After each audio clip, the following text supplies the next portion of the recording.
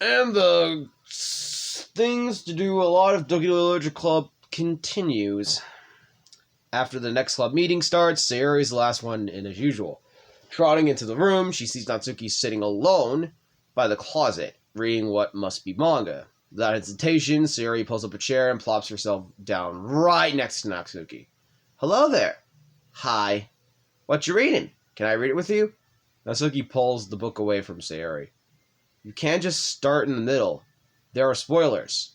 Besides, what about the one I gave you yesterday? Sorry, I was just curious. Well, anyway, I've been waiting forever for this volume to come out, and it just came out yesterday, so... Well, that's exciting. Well, I'll let you read it then. Can I sit next to you, though? Sure. Sayori plops herself down next to Natsuki, then pulls out a blank sheet of paper. Natsuki reads in silence, for the periodic flutter of a page, released from beneath her thumb, from Sayori's side. Oh, yeah. God, sorry. Only the lag tapping noises of her pen meeting the paper can be heard. Time passes. Sayori's paper is filled with scribbles, and the margins are lined with stick figures. Natsuki lets out a deep sigh and closes her book. Did you finish? No, but it's a good stopping point. My head is swimming. I need a break. Natsuki stretches her arms. Aren't you bored? No, I was writing. Oh, I saw the stick figures and thought you were just bored. I just draw those when I'm thinking or waiting for inspiration. I made friends with them all. This one is so sad because she thinks the night sky is pretty, but she can't look up at the stars in public without anyone thinking she's a weirdo. This one has problems with his back, but the doctors can't figure out what's wrong with him. What the heck? You're the weirdo. Want to read the poem I'm working on? Sure, I guess. Sayori slides the paper over to Natsuki. As Natsuki reads the poem, she furrows her eyebrows. She slides the paper back to Sayori. Don't you ever feel weird just sharing all of your thoughts and feelings like that? I mean, your poems are, like, really emotional. Is that bad? Well, no, it's just an observation. I think people can get closer to each other if they find ways of expressing their feelings. Well, Natsuki begins to protest, but she can't find a good way of putting her thoughts into words. Doesn't that depend more on the kinds of friends you have? I don't know. To each their own, but I've never met anyone I feel comfortable sharing my poems with. Not that it's you, it's just how I am, so... You write poems? You never told me that. I just thought you wrote other stuff. Yeah, that too, but... You should... I mean, would you ever want to share? Like I said, I don't do that. But, can we talk about something else? I'm sorry. It's not your fault. It just makes me feel uncomfortable. I can't help it. Still, I'm sorry. It's fine. Well, let's move on then to something that makes us both happy. I should continue the book you gave me since I didn't get very far yet. Sure. Over the next few days, Sayori begins each club meeting by approaching us. Okay, with wavering enthusiasm. It's Natsuki! Natsuki! Hi, Natsuki. Oh my god, poor Natsuki. At the end of the club meeting, Monica, who has become rather invested in Sayori's friendship mission, starts an incautious conversation with Natsuki while she packs up. It's cool that you've been finding time to spend with Sayori. She was pretty excited for the chance to read manga with you. Yeah. I'm sure you've been enjoying the chance to share it too, right? Yeah, mostly. Natsuki glances over her shoulder, but doesn't reply. What's on your mind? Nothing. I don't talk about people behind their backs. Oh. Natsuki falls silent, but she just fidgets instead of getting back to what she was doing as though she wants to say no more. It's okay to share your feelings. That's different from talking about someone behind their backs. I guess. I just hate when people talk about me behind my back, so I'm better than to do it to others. Monica shares a bright smile. You're really considerate. Thanks, I guess, but it doesn't feel like it. You can trust me. Natsuki stands in silence for a while, still fidgeting. I just feel smothered sometimes. I'm not used to someone being like all over me right after we met. I mean, it's fun to hang out with her, but I just have no control over the pace. I can't just meet someone and instantly become best friends with them and like share everything about myself. That's not how it works. I just want to chill out sometimes. Oh, I didn't realize that was happening. It's fine. Why would you have? I know, I just feel bad about it. I know Sayuri, so I should have realized. Monica navigates through her tinge of guilt, which is surfaced mainly due to her being the one who previously encouraged Sayuri's behavior. Despite not knowing the situation, Monica can't help but feel a little responsible. Do you want me to talk to her about it? No, I wouldn't like that. Well, I could, I don't know. I could, like, divert her into another club activity for you or something. No way. That would be so underhanded. And mean.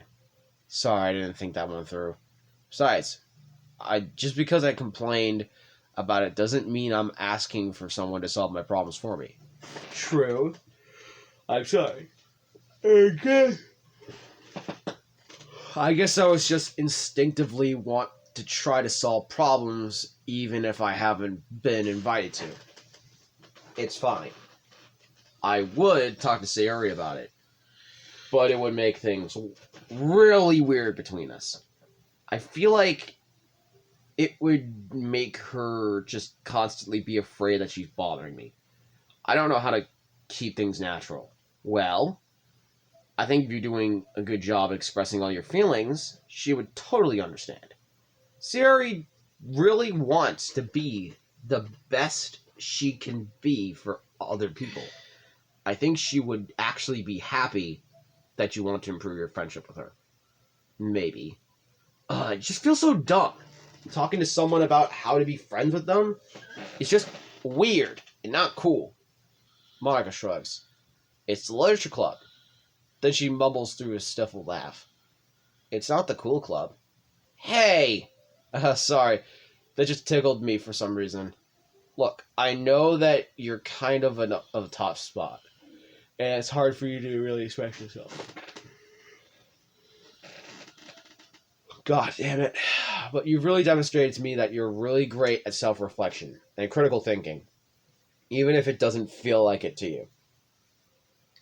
I think that's the most important part of being able to navigate through those things. So I believe that you'll find the right thing to do.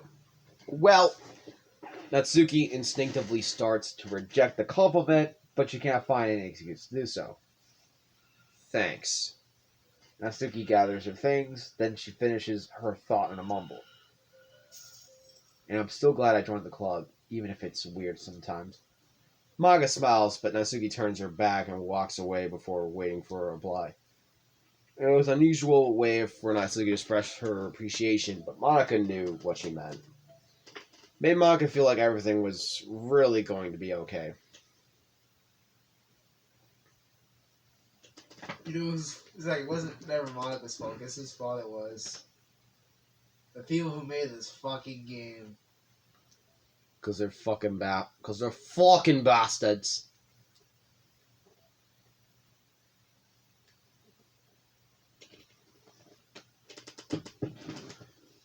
Oh, this guy.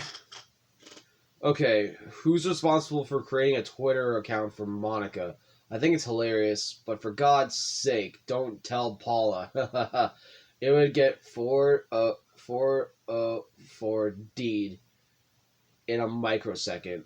Are you just relaying her tweets manually, or did you code some kind of pass-through layer to automate it? Based on the contents of the tweets, Edge not screaming for help. I assume they're coming from the control simulation?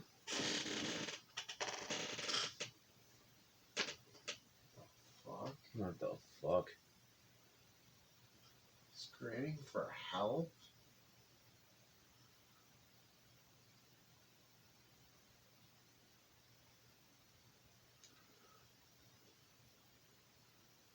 I'm on the leave for the rest of the week. Contact Ravi if you have a scheduled time server, but I expect my jobs to run for a few days since we collected so much data this week. How about we arrange a meeting to discuss the results when I return?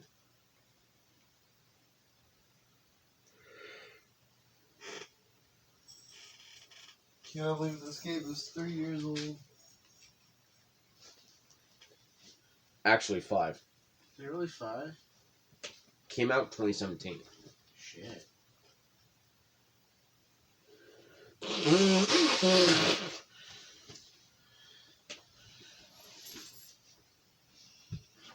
And the other tale, I think, is like almost Fucking, it's almost 10. almost 10 years old. Toby better do something special for that one. Oh. He still not done with fucking Delta. I know, because Deltarun's gonna, like, he's trying to complete the entire fucking game. I know he is.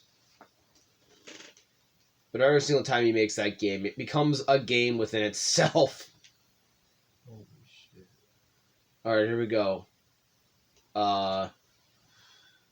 Next time, we'll do Balance Part 2. Bye, guys, and stay crispy.